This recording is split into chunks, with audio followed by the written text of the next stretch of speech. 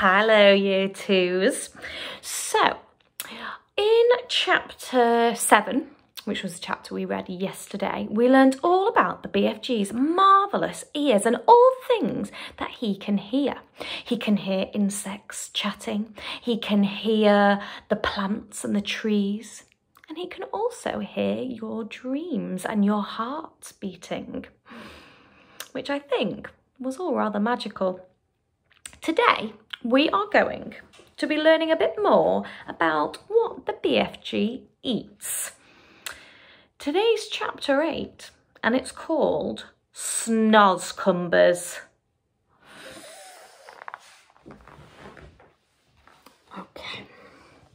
But if you don't eat people like all the others, Sophie said, then what do you live on? That is a squelchy, tricky problem round here, the BFG answered.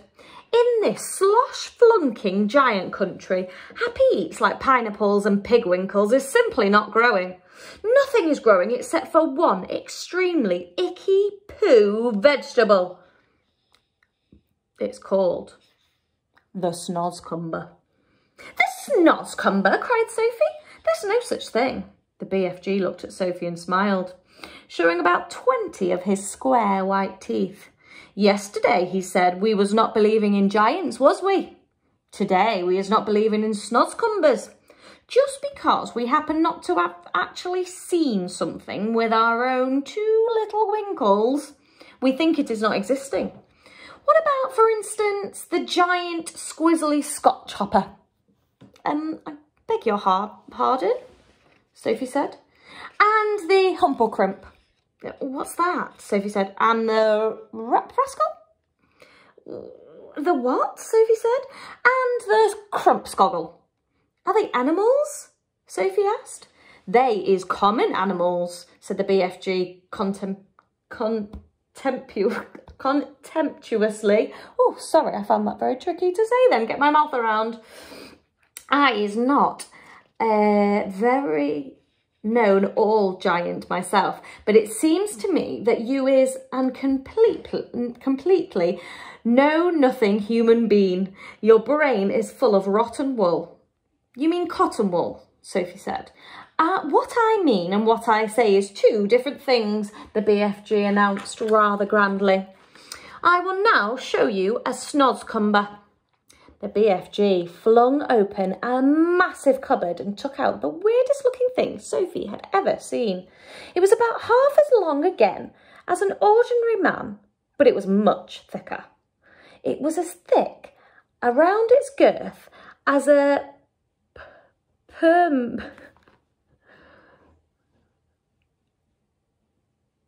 perambulator. Do you know what, children? I'm not actually sure what that is. I think I'm pronouncing it correctly. Perambulator. Sometimes when grown-ups are reading these stories, we still come across words which we're not sure of. I'll have to look that up afterwards. Anyway, it was black with white stripes along its length, and it was covered all over with coarse knobbles. Here is the repulsant Snozzcumber, cried the BFG, waving it about. I squoggle it, I mispise it, I dispunge it. But because I is refusing to gobble up human beings like the other giants, I must spend my life guzzling up icky poo Snozzcumbers instead. If I don't, I will be nothing but skin and groans. You mean skin and bones, Sophie said. I know it is bones, the BFG said, but please understand that I cannot be helping it if I sometimes is saying things a little squiggly. I is trying my very best all the time. He sounds a little bit like me when I was trying to read that bit before. Sometimes you do get things a little bit squiggly. The big friendly giant looked suddenly so forlorn that Sophie got quite upset. I'm sorry, she said, I didn't mean to be rude. There never was any schools to teach me talking in giant country, the BFG said sadly. But couldn't your mother have taught you, Sophie said. My mother, cried the BFG. Giants don't have mothers. Surely you is knowing that. I did not know that, Sophie said. Whoever heard of a woman giant, shouted the BFG, waving the Snozzcumber around his head like a lasso. There never was a woman giant, and there never will be one. Giants is always men. Sophie felt herself getting a little muddled. In that case, she said, how were you born? Giants isn't born, the BFG answered. Giants appears, and that's all there is to it. They simply appears, the same way as the sun and the stars. And when did you appear? Sophie asked. Now, how on earth would I be knowing a thing like that? Said the BFG. It was so long ago, I couldn't count. You mean you don't know how old you are? No giant is knowing that, the BFG said. All I is knowing about myself is that I is very old, very, very old and crumply. Perhaps as old as the earth. What happens when a giant dies? Sophie asked. Giants is never dying, the BFG answers. Sometimes, and quite suddenly, a giant is disappearing and nobody is ever knowing where he goes to. But mostly us giants is simply going on and on like wispy time whittlers.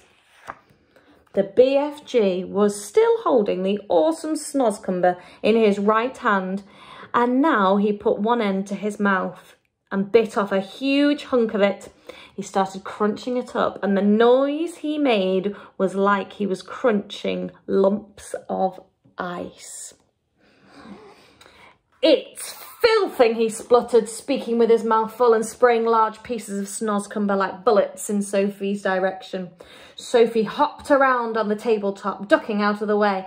It's disgusterous, the BFG gurgled. It's sickable, it's rotsome, it's maggots-wise. Try it yourself, you this foulsome Snozzcumber.